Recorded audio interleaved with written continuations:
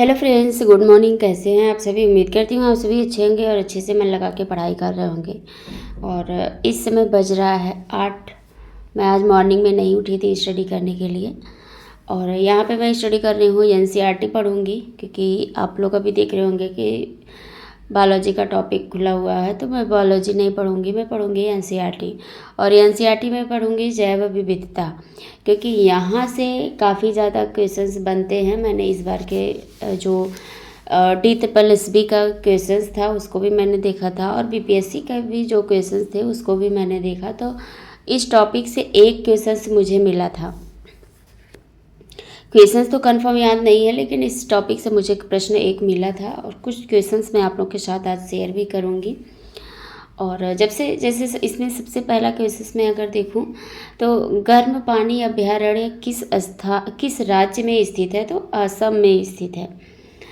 और एक और क्वेश्चन है, कंचनजंगा राष्ट्रीय पार्क किस वर्ष स्थापित किया गया? तो 1977 में किया गया था, जो कि कहाँ पे है? सिक्किम में है। नर सरोवर पश्चिम बिहार किस राज्य में स्थित है? गुजरात में स्थित है। और इसमें कुछ महत्वपूर्ण पर्यावरण दिवस भी दिए गए हैं, जैसे राष्ट्रीय विज्ञान दिवस, विश्व वानिकी दिवस, विश्व जल दिवस, विश्व मौसम विज्ञान दिवस, अर्थ आवर दिवस, विश्व स्वास्थ्य दिवस, पृथ्वी दिवस, विश्व जैव विविधता दिवस था। और इसी में था राष्ट्रीय प्रदूषण रोकथाम दिवस था, मानवाधिकार दिवस था, राष्ट्रीय ऊर्जा संरक्षण दिवस भी था इसी में, विश्व खाद्य दिवस, विश्व गैंडा दिवस, विश्व ओजोन दिवस, विश्व बाघ दिवस, विश्व जनसंख्या दिवस। ये सारे दिवस जो है जो पर्यावरण से रिलेट करते हैं, वो सारे इसमें दिए हुए हैं।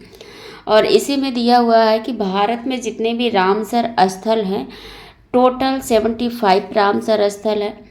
जम्मू कश्मीर में कितने हैं, लद्दाख में कितने हैं, हिमाचल प्रदेश में कितने हैं, पंजाब, उत्तराखंड, बिहार, त्रिपुरा, मणिपुर, असम, उत्तर प्रदेश, हर जगह से किस जगह पे किस राज्य में कितने कितने रामसर स्थल हैं, वो सारे टॉपिक इसमें दिए हुए हैं।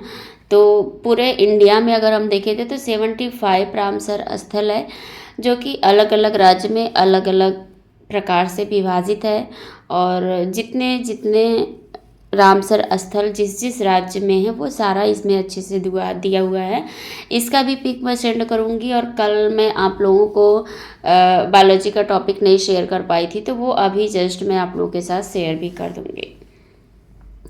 और यहाँ पे मैं वही पढ़ भी रही थी कि जो भी चीज़ें मैं आपको बता रही हूँ ना, यही चीज़ मैं यहाँ पे पढ़ भी रही थी।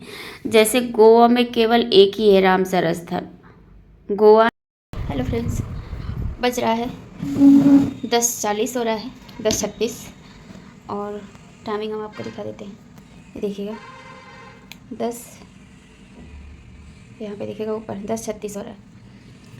और हम तैयार हो चुके हैं, जा रहे हैं बैंक, क्योंकि आधार लिंक कराना है। और उसके साथ साथ स्कॉलरशिप का जो फॉर्म था उसको भी लॉक करवा के लेना है। लॉक नहीं करवाना है, चेकिंग कराने के लिए उसको लेना है।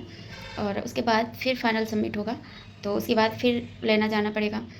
और आज मैं बीपीएससी टीआरई 3 का जो PYQ है वो सोच रही हूँ निकलवा लूँ। 12-15 रुपये जो भी लगेगा निकलवा लेंगे, फिर आप लोगों के साथ हम उसको शेयर करेंगे।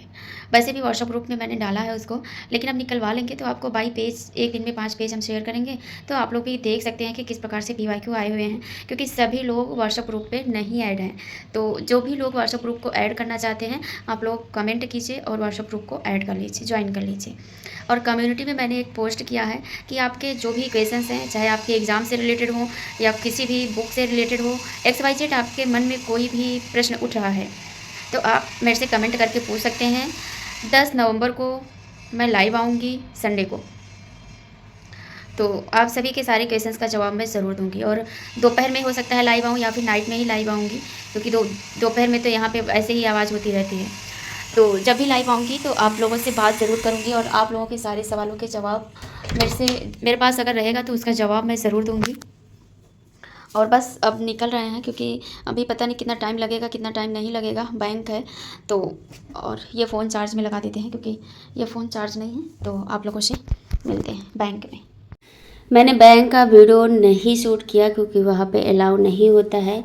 और आपको मैं बता दूं कि जो बीपीएससी टीआरई 3 का क्वेश्चन था होम साइंस का, उसके साथ साथ जो जनरल पेपर के क्वेश्चंस आए थे होम साइंस के साथ, वो सारे पेपर मैंने एक ही पेपर है, एक ही पीवाईक्यू है, तो लगभग 16 पेज का था, तो 8 पेज में निकला है।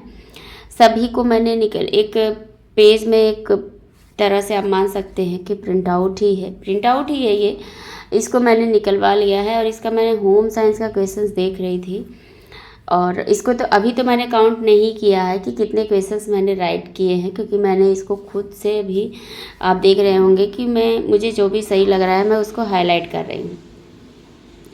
और अभी जो क्वेश्चंस मैंने छोड़ रखे हैं उसको अभी मैंने हाईलाइट नहीं किया, क्योंकि कभी कभी कोई क्वेश्चन में मुझे 2 ऑप्शन सही लग रहे हैं, तो मैंने उसको हाईलाइट नहीं किया है, ना तो उसको पेंसिल से टिक किया है। तो मैं सोच रही हूँ कि पहले मैं पेंसिल से भी टिक कर लूँगी। आपको नेक्स्ट वीडियो में बताऊँगी कि होम साइंस में कितने क्वेश्चंस मैंने राइट किए थे। और अभी यहाँ पे तो मैं वही क्वेश्चन सॉल्व कर रही हूँ। मैं सोच रही हूँ कि थोड़ा सा देख लेते हैं कि कितना हमारा तैयार है और कितना भी हमें तैयार करने की ज़रूरत है। और 1-2 क्वेश्चंस ऐसे हैं, 2-4 क्वेश्चंस हर एग्ज़ाम में ऐसे पूछ लिए जाते हैं जो कन्फ्यूजिंग वाले रहते हैं। आप 10 क्वेश्चंस भी मान के चल सकते हैं, तो आप ये मान के चलिएगा कि 80 क्वेश्चंस में कम से कम जो 70 प्रश्न है ना, वो आप बहुत आराम से कर ले जाओगे। और अगर आपका फर्स्ट पेपर थोड़ा भी बहुत मजबूत है तो आप बहुत आराम से इस एग्ज़ाम को क्वालिफाई कर पाओगे। अब बात आती है कि डोमिसाइल लागू होने की, तो डोमिसाइल का अभी जहाँ तक मुझे कंफर्म है कि टीआरई 5 में लागू होगा, टीआरई 4 में अभी डोमिसाइल नहीं लागू होगा। अब अभी क्या हो सकता है कि कोई भरोसा नहीं है, क्योंकि वहाँ की सरकार कब पलट जाए ये तो कोई नहीं जानता है, क्योंकि वो रात में पलटते हैं, दिन में फिर वो उसी पे आ जाते हैं। तभी तो उनका नाम पलटू चाचा रखा गया है शायद। तो बहुत लोग पलटू चाचा के नाम से उनको जानते भी हैं। वैसे जो भी है ठीक है, हमें सरकार से कुछ नहीं लेना देना है, बस हमें अपने हक़ के लिए लड़ाई करनी है, अपने हक़ के लिए लड़ना है और अपनी हक़ मांग करनी है बस।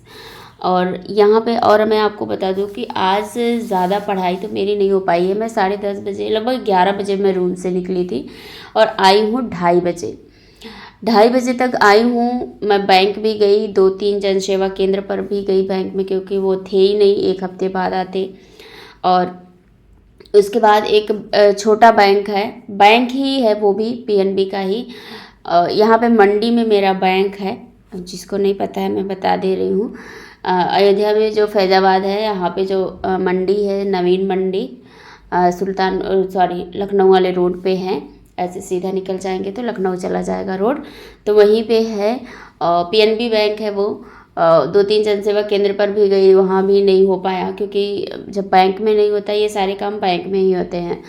तो एक और बैंक है जो नाका चुंगी वाले रोड पे है, तो वहाँ मैं गई, तो वहाँ तो हो रहा था, बट इस समय जो एनसीपीआई है, एनपीसीआई है, उसका नेटवर्क नहीं चल रहा था, तो मैं वहाँ से भी चली आई। तो लगभग 2:30 या 2:45 हो रहा था।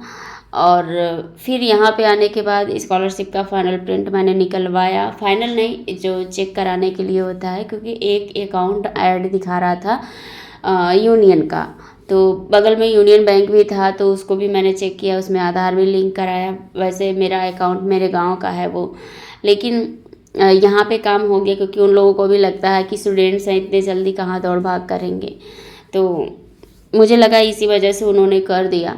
बाकी अभी एनपीसीआई, अभी पीएनबी का मुझे कराना है, उसको करा लेंगे तभी कुछ करेंगे, क्योंकि यूनियन में मैंने एनपीसीआई नहीं कराया है, क्योंकि आधार ही लिंक कराई हूँ।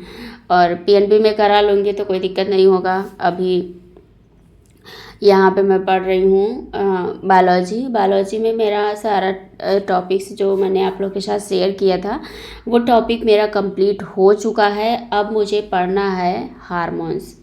नेक्स्ट डे से मैं हार्मोन्स स्टार्ट करूँगी, क्योंकि नाइट में मैं पढ़ रही थी बट वीडियो ही नहीं चल रहा था, क्योंकि वीडियो जो है ना इस समय 5G बिल्कुल भी नहीं चल रहा है। तो 4G पे करते हैं तो इतना फास्ट नेट ख़त्म हो जाता है, पता ही नहीं चलता। 2 GB है, फिर भी डेली का 2 GB है। तो जब नहीं चला, एक या 1.5 क्लास मैं देख पाई थी, उसके आगे चला ही नहीं। तो फिर मैं सोची कि चलो कुछ प्रश्न ही सॉल्व करते हैं जनरल पेपर के, तो मैं स्टार्ट की। जो बीपीएससी के लिए मैंने जनरल पेपर के लिए बुक मैं लेके आई हूँ उसको यहाँ पे स्टार्ट कर दी। और कुछ क्वेश्चंस आप लोग के साथ भी मैंने शेयर करने की कोशिश की है, जैसे यूनानी आक्रमण से जो क्वेश्चंस पूछे गए थे उसको मैंने आप लोगों के साथ साझा करने का कुछ प्रयास किया है। और आज अपना होम साइंस में मैं तो ऐसा कुछ नहीं पढ़ पाई, बस कुछ प्रैक्टिस ही कर पाई थी टीजीटी पीजीटी अड्डा से। और इस वीडियो को भी यहीं तक रहने देते हैं, वीडियो ज़्यादा लंबी भी नहीं है। मिलेंगे नेक्स्ट वीडियो में आप सभी से। Thank you.